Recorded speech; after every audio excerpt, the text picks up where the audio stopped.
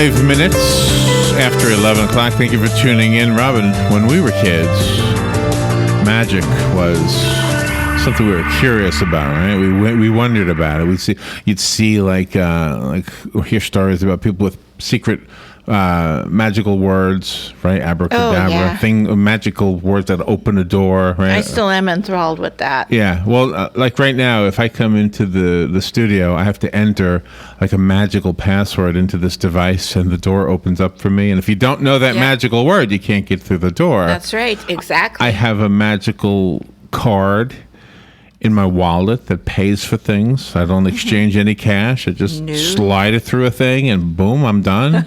Right? It's kind of like magic, right? We kind of have a lot of magic in our world, don't we? But and kind of wonder, if the stories from long ago were talking about magic, and who knows what was happening. One of the things that happens for us in doing this radio show is we speak to a lot of different authors. And quite often we'll speak to an author and we're literally introducing her or him to this audience because maybe this audience hasn't heard about them. But Maggie Anton has a following right there, right now. And I see the numbers on the screen indicating that she's... People are saying, Larry, stop talking, let her talk. She's a new book. It's called Enchantress. She's been with us before. I think the last one was it Rav Hishta's daughter? Yes. That was the first one. And this is called Enchantress, a novel of Rav Hishta's daughter. And good morning, Maggie. How are you? I'm good. Thank you very much for having me on the air. The audience just said, thank God for Larry stopped talking. Where are you, Maggie? Where are you? Oh, I'm in Los Angeles, so it's not quite dawn over here, but it is early in the morning for this late night writer. A lot of people don't think in terms of like ancient Jewish lore as having like magical spells and as amulets and all that those kind of things. No, that's true. Not only do they not think about it, the Jewish scholars would prefer it that way. I've already run into some pushback or controversy in some of the more observant communities where the newspaper, even though the reviewer had written an excellent review, they didn't want to publish it because they said, I wrote a novel that had these great historical Talmudic rabbis casting magic spells. And I protested that, yes, my book's a novel, but the rabbis casting these spells is straight from the Talmud. That's what they do there. This was 4th century Babylonia, which frankly is this is a land where the word magic originated. Magic coming from the Magi, the Zoroastrian priests, and if any of us even think about 4th century Babylonia, not that we do. But it's the time you think of with, flying carpets and genies in bottles, right. all this kind of stuff. And that was that kind of stuff. The rabbis of the Talmud had, or some of them, had genies. They didn't have magic bottles near as I can tell. But yes, they in those days, they didn't know from bacteria and viruses. They thought that people became ill and had misfortunate things happen to them because of demons and the evil eye and curses. Yeah. I mean, I know this is crazy, but can you imagine if somehow time travelers were to go back, like let's say with a laptop computer, and that laptop is sort of looks like a bottle. I don't know how that would be. And here comes a face on the computer, and it's answering questions, and it's I don't know. I mean, it is weird.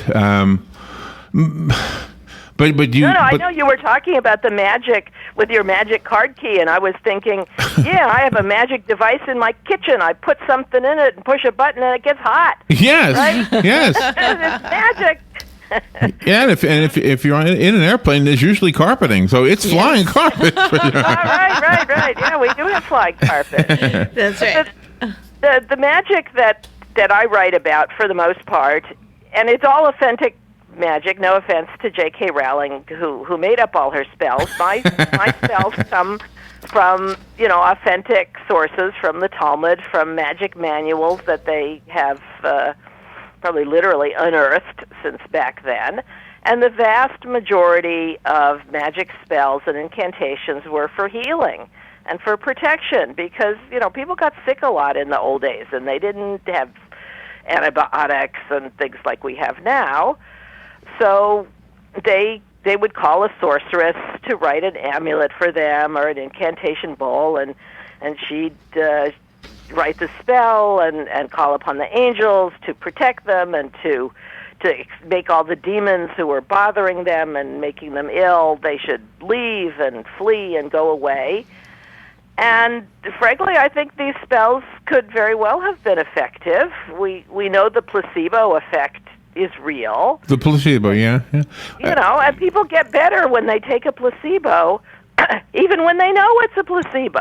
Right. But then there's the other side to this too. That if we're praying to God, and these spells do come from the book of God, right?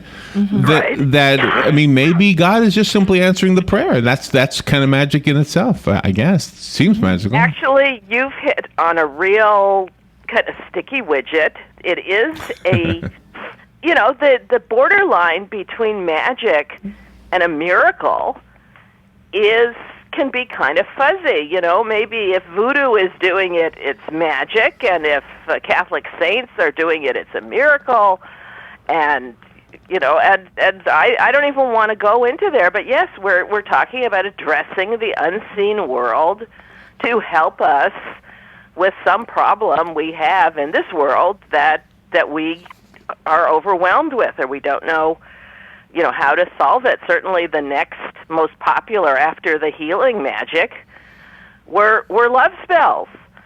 And, people have been wanting other people to fall in love with them since memorial. Have you ever seen the new Farmer's Almanac? The classified ads in the back, they're filled with people who would do stuff for you.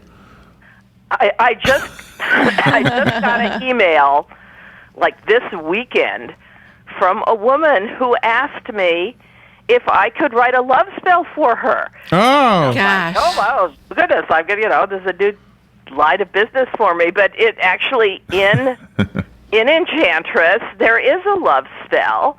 I'm very careful, even though I know authentically the curse spells and some of the dark magic spells. I don't put those in my book, and if someone emails me for it, I'm not going to tell them. But love spells, and particularly all the healing spells, I'm okay. I put them right in there if people want to say them. So are you sort of borderline actually believe in the, and the word actually probably can be scratched from that. Do you believe these things, or are you tongue in cheek with it, or what? Well, that's it's a good question, because in my previous books, all of which take place in the Jewish past, when people believed, the demons were responsible for bad stuff, and you needed an incantation from an expert in order to make the demons stop bothering you, so you could get better. All the diseases anyone had were, I knew what they were. I knew that the real diseases were, and I knew how they got cured, and I made it clear that my characters thought the magic was real, but I personally, knew there was a natural explanation. Yeah, right. Well, that's okay. When I used to watch like a movie or something where there's a priest and doing an exorcism and speaking to the demon, I would always say, I sure hope that demon knows English. Well, I don't believe in demons like the classic exorcism, or actually like the demon I describe in Enchantress as Ashmedai, the king of demons, who could take any form and has incredible magic powers. But the Talmud says that King Solomon summoned Ashmedai, the king of demons, to help him build the Holy Temple way back when King Solomon was king. So it's clear that they believe in these things. And I crossed the line in this book to write about magic that you couldn't explain by any other means.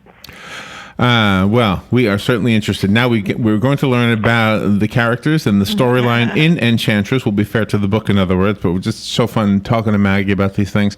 Maggie Anton is our guest. We need to take a little break, Maggie. We'll be right back with Maggie Anton and Enchantress. This is The Source, WOCA Ocala. The weather is brought to you by myfwc.com. Safe boating is no accident. Sunshine mixing with clouds today. There'll be a thunderstorm in the area during the afternoon hours, high 89 to 93. Partly cloudy tonight, though 71 to 75. Sunshine mixing with clouds tomorrow with a couple of thunderstorms around in the afternoon, high 84 to 90. For Wednesday, a couple of heavy thunderstorms, otherwise clouds and some sun, high 83 to 87. From the Florida Weather Center, I'm meteorologist Joe Lundberg.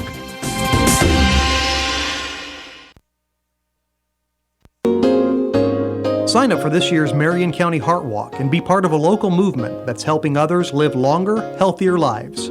Join me, Corey Poole, your 2014 Marion County Heart Walk Chairman, and walk with me on Saturday, October the 4th at the Baseline Road Trailhead. It's a free event promoting physical activity and heart-healthy living. To find out how you can help fight the #1 killer of all Americans, visit us online at marionheartwalk.org. Who would you feed if you had 50 chicken sandwiches from Chick-fil-A? WOCA and Chick-fil-A in the Paddock Mall have teamed up to reward one organization with 50 chicken sandwiches as a way of saying thanks for the great work that organization is doing in our community. And we need your help. See, there are so many great people doing great things that we need nominations. You can nominate your own organization or any organization you choose. Simply send an email to WOCA@WOCA.com. And in 350 words or less, tell us why the organization you are nominating should receive 50 free chicken sandwiches from WOCA and Chick-fil-A at the Paddock Mall. We'll review your nominations and then select one deserving organization each month. We'll announce the winner and even read the winning entry on the air. Make sure to include the contact name and phone number of the organization that you are nominating. And thanks from your friends at WOCA and Chick-fil-A in the Paddock Mall. Good credits, bad credits. It's none of our business because we're not an auto dealer. We're not a bank. We're not your mother. We're OcalaForSale.com. Marion County's marketplace for cars, trucks, and SUVs. We've got thousands of sellers standing by to take your call. No middleman. But hurry, don't walk, don't run. Just sit down and log on to OcalaForSale.com. Prices and inventory change daily. Offer does not include dealer upcharge. Undercutting, rust proofing, factory surcharge, or delivery fee. See website for details. You've got a garden and we've got a show for you called You've Got a Garden with your host, Master Gardener Carol Ann Baldwin. Carol Ann answers your questions about your flowers, your veggies, your grass, your trees, even questions about your bugs. And she's only on WOCA, so don't miss Carol Ann Baldwin and You've Got a Garden each Tuesday from 9 a.m. to 10 a.m. right here on WOCA The Source. WOCA. All right, thank you for tuning in. 19 minutes after 11 o'clock. Maggie Anton is on the phone. Her new book is called Enchantress, a novel of Rob Hista's daughter, and I know she's got some fans out there. Do you know, Maggie, during the break, I was thinking about, when you go to the Catholic Church sometimes, and boy, please, I don't want anybody to be offended what I'm saying, but I've often watched, like, the priest taking the, like at a funeral, for example, they'll take the, I don't even know what it's called, but it's a thing that's smoking. It's like an incense. Oh, the incense. Yeah, and they're like waving it around the casket, and that almost seems like a magical thing to me. And I don't know if it's, I don't know what comes from the things we're talking about and why we do that. I don't even know why we do some things, But obviously it happens in the Jewish religion as well. Mm-hmm. Yeah, I was just mentioning you can buy Jewish amulets these days. Actually, in almost any synagogue gift shop, you will find what they call a kara mezuzah. Usually, these are keychains that have they have a blue dot on there against the evil eye, a blue eye, and on the back will be inscribed what is commonly called now Tefillah Chaderek, the traveler's blessing. But this actually was an incantation in the Talmud that for an amulet that merchants would wear while they were on the Silk Road, for example, which of course was dangerous back then. You had highwaymen and pirates and bandits. But the point is that this particular amulet to protect travelers is extremely popular now. I actually have one myself. I actually have more than one myself. And for a keychain, it's a perfect idea because you're using it when you're driving your car, which is pretty dangerous. Yeah. and the idea that we turn to our religious leaders, the ones that we feel something for, neither Robin nor I are Jewish. Robin had somebody that she knew that was ill. I don't remember where it was, in your church, and we had a rabbi here as a guest, and we love this rabbi. And Robin asked him if he would pray for the ill person. Remember? Yeah, it was a little baby. Yeah, okay. And then the baby got well. Yeah. And so I remember you were very touched by that. Next time we saw the rabbi, he you gave him no, he doesn't let you hug him, right? No, he doesn't let you. He doesn't let you hug him. But Not even a handshake. But if he let it, you would have because you felt that appreciative, actually attributing the healing to the prayer. Yeah. I mean, I don't know if that's the same thing, but it's I don't know. It's all wrapped up in the same urge of people when we're helpless, when someone's sick, especially a baby is sick. Yeah. It's like, what can we possibly do? And I remember reading just recently in a poll that something like more than 3/4 of Americans believe in angels, and for the traditional Jewish belief, or at least in the way the magic worked in this ancient Jewish magic, is, okay, God's like the king, God's up on the throne, and if you really need anything done, you need to talk to the bureaucracy, the angels. Right. It's like if your street needs to be fixed, you don't call the president, you call whoever's, the street maintenance department. And so you have these thousands upon thousands of Jewish angels, which are named in these magic manuals from back then, and what they're responsible for. And if you have an expert sorceress who knows this and who is sufficiently holy or pious and knowledgeable that the angels will listen to her. So that's why these spells don't necessarily work if a regular person does it. You have to have a direct line or some influence with the angels. Right. And then they will help you. Since you are a Talmud scholar, do people come to you to pray for them? No, except for the email I just got, the lady who wanted the love spell. The love spell. But the Jewish prayers for healing are in the prayer book, and we pray them at every service. Every single, if you're praying 3 times a day, whenever you go to synagogue, with whatever service there is the healing prayers in there, and you mention the person's name, and you mention it with the person's mother's name. Just like the Talmud says, if you're writing an incantation for healing, you put the mother's name in there, not the father's name, like most other Jewish names are with the father. And so the whole congregation prays this prayer, and the people who have friends or family that need healing will mention them specifically.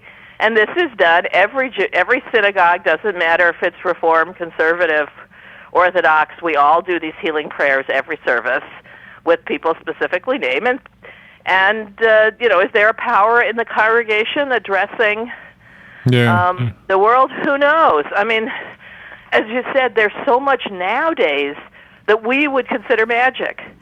I don't know if ESP works. I don't know but other than, I'm sure there's a lot of stuff I don't know. There's a lot of stuff we're going to discover later about how the brain works. I think you're right. Oh, yeah. Oh, I think you're right. I had it. I'm not psychic, and I'm not trying to tell you I can turn it on, but I had a moment.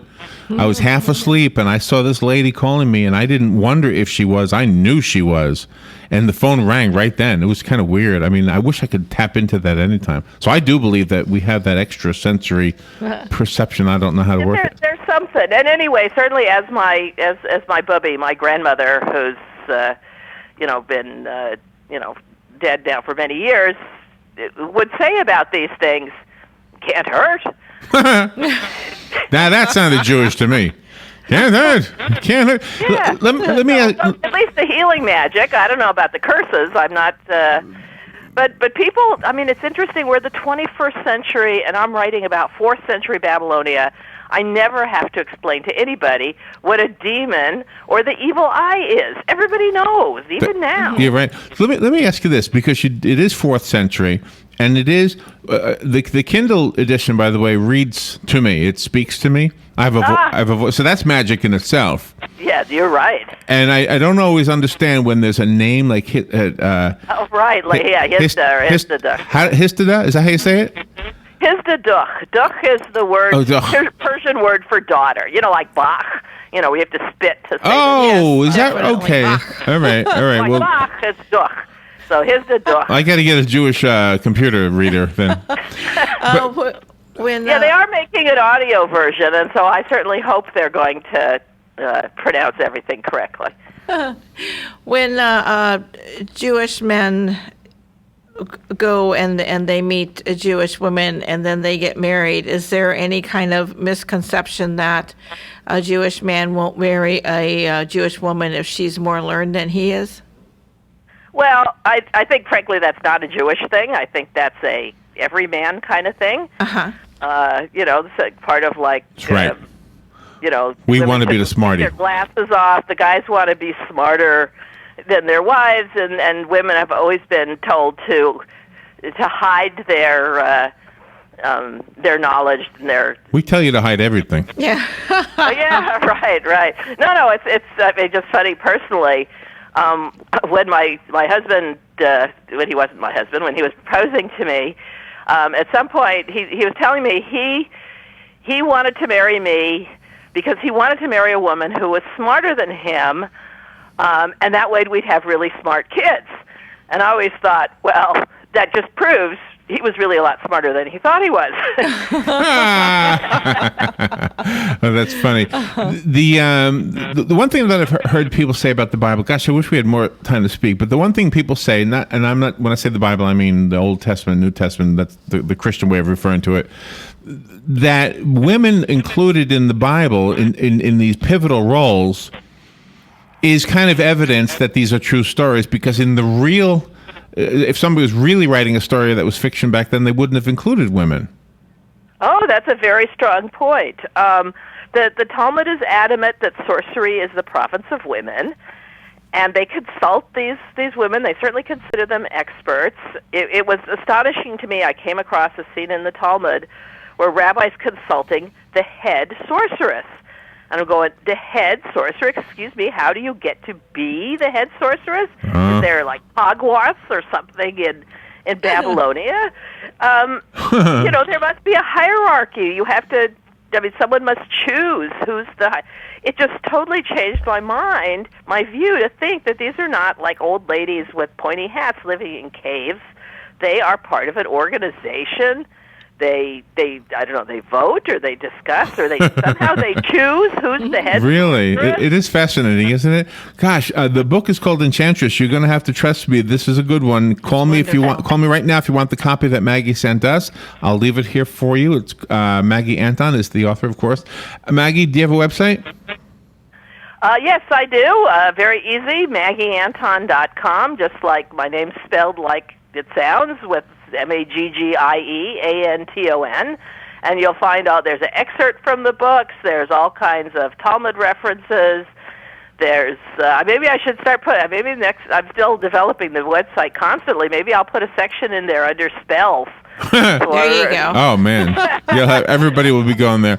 Yeah, Maggie, what a great interview! I knew it was going to be great. Thank you so much for being on the air with us. For everybody else, go to MaggieAnton.com. Go to Amazon. I found it on Amazon real easy. In fact, it was the first one that came up when I typed in Enchantress. Thank you, Maggie. Thank you for having me again. All right, we will be right back.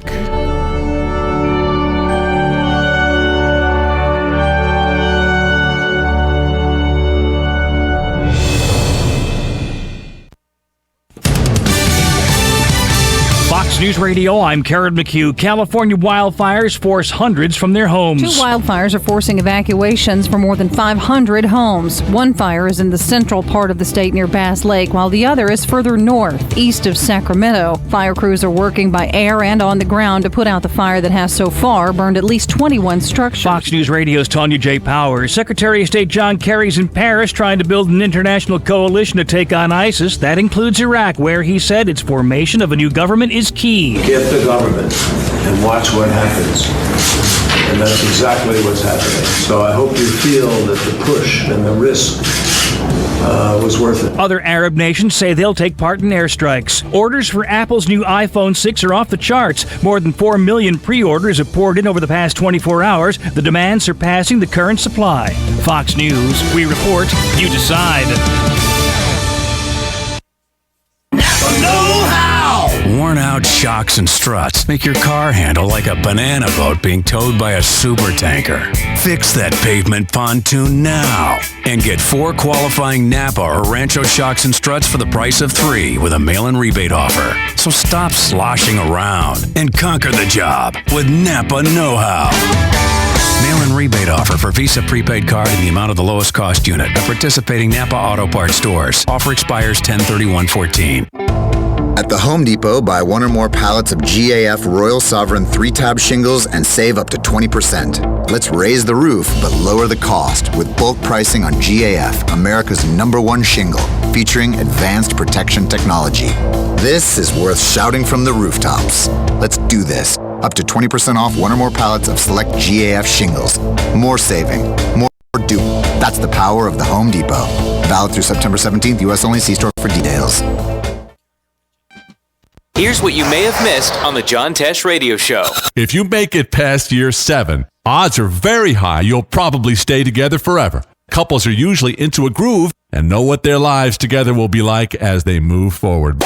A sugar-packed diet will destroy the collagen and elastin in your skin. That leads to wrinkles. Taking a vacation from our social networking sites is just as important as taking a vacation from our jobs. Intelligence for your life on the John Tesh Radio Show. Don't miss this stuff. Here are today's headlines from the source WOCA. State prison officials did some major house cleaning this week, firing 13 people in the wake of widespread abuse allegations. The Florida Department of Corrections on Friday announced the dismissal of 3 officers and 2 sergeants for punching and kicking a prisoner at Lancaster Correctional Institution. Another officer was fired for a DUI arrest and another for driving with a suspended license. On Thursday, the department fired 6 other prison staffers for hitting an inmate at Northwest Florida Reception Center in Chipley while the prisoner's hands and legs were shackled. The crackdown comes after allegations of systemic abuse and failure to punish guards when inmates are harmed.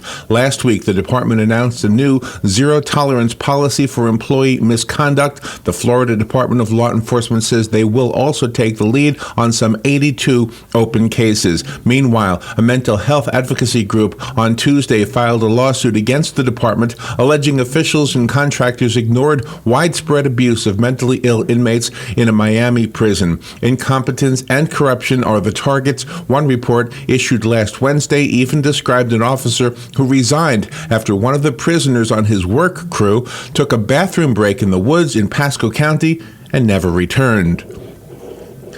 A new report says a rising concentration of income among the nation's richest households is a problem for Florida because it is one of 10 states most dependent on sales taxes. Florida has no state income tax, and its major source of revenue is a 6% sales tax. The report by credit ratings agency Standard & Poor's notes that the annual growth rate in the state's sales tax has dropped dramatically over the last 3 decades. The annual average rate was 11.25% in the 1980s.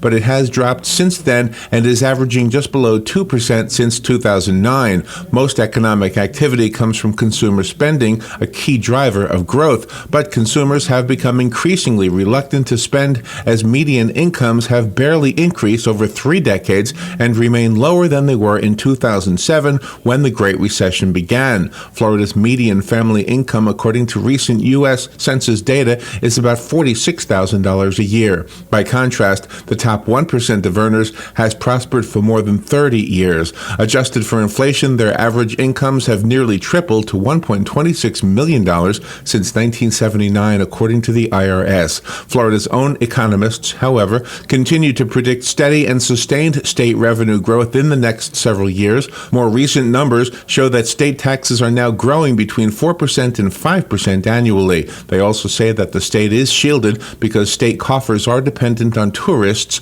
and a continued influx of retirees moving to the state. A new 3-year financial outlook predicts that state legislators will have enough money to pay for schools and health care and still have a small surplus. And Walt Disney World will replace the iconic Maelstrom ride in the Norway exhibit of the World Showcase with a new experience based on the hit movie Frozen. Details of the new attraction have yet to be revealed, but Disney Parks and Resorts Chairman Tom Staggs said the new attraction, which replaces Maelstrom, will take guests to Arendelle and immerse them in many of their favorite moments and music from the film. Feedback has been mixed, with much of it waxing nostalgic over the removal of the Maelstrom ride. That said, Disney plans to move forward and end the 26-year tenure of Maelstrom and potentially either retheme it or possibly overhaul the entire attraction for something new. And those are the headlines from the source, WOCA 96.3 FM and 1370 AM. The weather is brought to you by myfwc.com. Safe boating is no accident. Sunshine mixing with clouds today. There'll be a thunderstorm in the area during the afternoon hours, high 89 to 93. Partly cloudy tonight, low 71 to 75.